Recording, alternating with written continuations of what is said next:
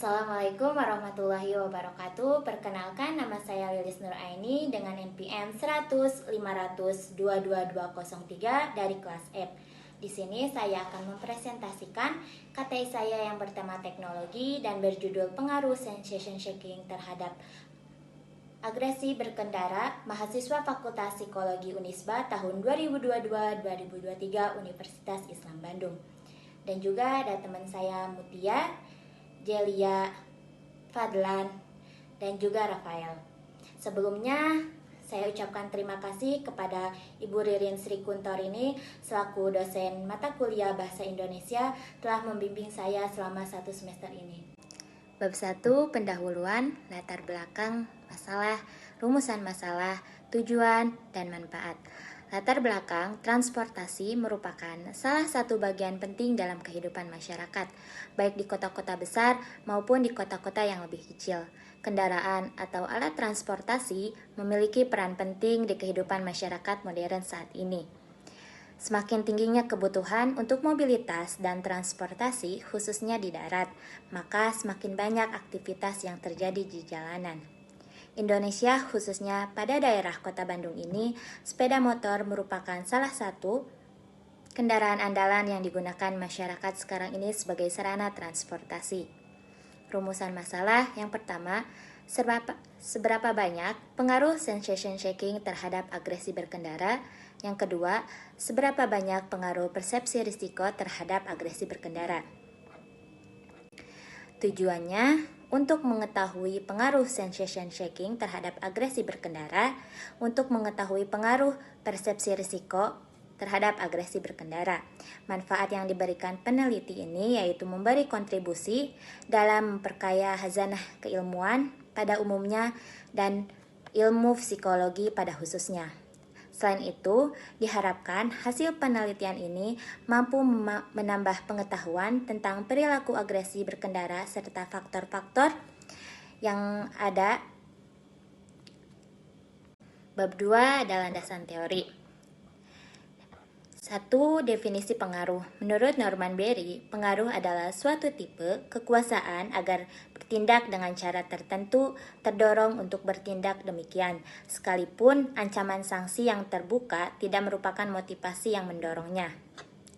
Definisi sensation shaking.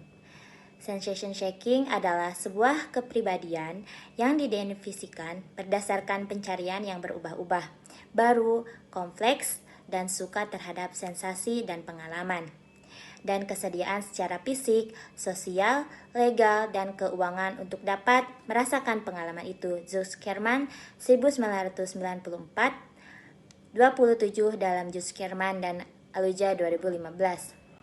Definisi persepsi risiko. Menurut Brown and Grover 2018, dalam Ferguson 2013, persepsi risiko tidak hanya meliputi pemeriksaan potensi bahaya di lingkungan lalu lintas, tetapi juga pemeriksaan kemampuan pengemudi dan kendaraan untuk mencegah potensi bahaya dari tabrakan yang sesungguhnya. Selanjutnya, definisi agresi berkendara. Menurut Tasca 2000, suatu perilaku mengemudi dikatakan agresi jika dilakukan secara sengaja, cenderung meningkatkan risiko tabrakan dan motivasi oleh ketidaksabaran, kekesalan, permusuhan, dan atau upaya untuk menghemat waktu. Newman et al. 2003 menambahkan bahwa agresi berkendara berarti mengoperasikan kendaraan bermotor dengan cara egois, memaksa atau tidak sabar, sering tidak aman, yang secara langsung mempengaruhi pengendara lain. Selanjutnya, definisi mahasiswa. Menurut Moral Forge mengartikan bahwa mahasiswa merupakan pelajar dengan tingkat pendidikan paling tinggi, sehingga sudah seharusnya mereka memiliki moral dan akhlak yang tinggi juga. Dan yang terakhir, definisi psikologi. Kata psikologi berasal dari bahasa Yunani kuno, yaitu psyche, yang berarti nafas, jiwa atau budi, dan logos berarti kata, diskursus, dan ilmu. Sehingga secara harfiah, psikologi berarti ilmu yang mempelajari tentang budi. Penyebutan ilmu psikologi merupakan sebuah kekeliruan yang sering muncul karena kata psikologi sendiri berasal ilmu tentang jiwa. Bab 3, analisis dan pembahasan. Yang pertama, fenomena. Banyaknya jumlah kecelakaan yang terjadi karena faktor manusia. Korps Lalu Lintas Kepolisian Negara Republik Indonesia memaparkan 5 jenis pelanggaran dengan jumlah tertinggi, yaitu pengemudi ranmor tidak memiliki SIM, pengemudi kendaraan tidak melakukan pelanggaran lalu lintas, pengemudi melanggar aturan batas kecepatan maksimum dan minimum, pengemudi ranmor mengemudi dengan tidak wajar atau melakukan kegiatan lain dan dipengaruhi oleh sesuatu keadaan sehingga mengganggu konsentrasi dalam mengemudi di jalan, dan pengemudi tidak membawa SIM. Selanjutnya, analisis data. Dapat kita lihat dalam tabel 3.1 itu terpapar jenis kelamin. Dari tabel di atas menunjukkan bahwa mayoritas responden adalah perempuan dengan jumlah 86 dan laki-laki 18. Responden dengan presentase 83% untuk perempuan dan 17% untuk laki-laki. Tabel 3.2 sengaja menginjak atau menarik rem ketika motor lain berjalan terlalu dekat di belakang saya. Dalam tabel tersebut dapat dilihat bahwa mayoritas responden menginjak atau menarik rem ketika motor lain berjalan terlalu dekat.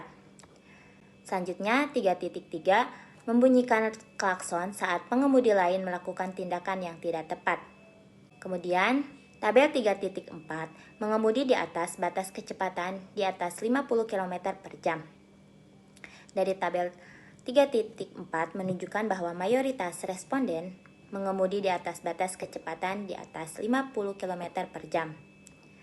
Selanjutnya, tabel 3.5. Tabel ini menunjukkan bahwa mayoritas responden mengikuti kendaraan lain di depan saya dengan jarak yang sangat dekat, supaya kendaraan lain tidak masuk ke jalur di depan saya. Dan juga ada tabel 3.6. Tabel ini menunjukkan bahwa mayoritas responden mempercepat kendaraan di perempatan saat lampu lalu lintas berubah dari kuning ke merah. Selanjutnya, 3.7.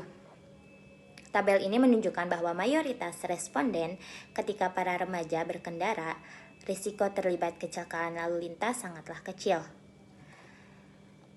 Dan juga ada tabel 3.8. Dari tabel ini menunjukkan bahwa mayoritas responden saya akan terluka ketika saya mengalami kecelakaan lalu lintas. Selanjutnya ada tabel 3.9. Tabel ini menunjukkan bahwa mayoritas responden mengedipkan lampu jauh untuk memperlambat laju kendaraan lain sehingga kendaraan tersebut tidak menghalangi jalan saya. Selanjutnya 3.10. Tabel ini menunjukkan bahwa mayoritas responden menyalip di antara kendaraan lain ketika pengemudi lain menjaga jarak dengan kendaraan lain. Dan juga ada tabel 3.11, mempercepat laju kendaraan ketika pengemudi lain mencoba menyalip saya. Selanjutnya ada tabel 3.12. Tabel ini menunjukkan bahwa mayoritas responden 12 ketika berkendara saat memiliki risiko terlibat kecelakaan lalu lintas. Sedangkan tabel 3.13 menunjukkan bahwa mayoritas responden saya tidak akan terluka meskipun terlibat kecelakaan lalu lintas. Serta tabel 3.14 menunjukkan bahwa mayoritas responden saya ingin mengendarai motor dengan kecepatan tinggi tanpa hambatan. Dan yang terakhir, tabel 3.15. Dari tabel ini bisa kita lihat bahwa melewati kendaraan lain dengan jarak yang sangat sempit. Bab 4, kesimpulan dan saran. Kesimpulan berdasarkan hasil analisis data dapat disimpulkan bahwa ada pengaruh dari sensation seeking, expression seeking, thrill and adventure seeking, distribution, dan random susceptibility. Persepsi risiko, emotion, based risk, perception, cognition, based risk, perception, and concern terhadap agresi berkendara pada mahasiswa. Saran, Berdasarkan penulisan penelitian ini, peneliti menyadari bahwa masih banyak kekurangan di dalamnya. Maka dari itu, peneliti memiliki beberapa saran untuk bahan pertimbangan sebagai penyempurna penelitian selanjutnya yang terkait dengan penelitian serupa, yaitu berupa saran untuk pihak kepolisian dan untuk pengendara. Sekian dari saya, kurang lebihnya mohon maaf, semoga bermanfaat. Wabillahi taufiq wal hidayah. Wassalamualaikum warahmatullahi wabarakatuh.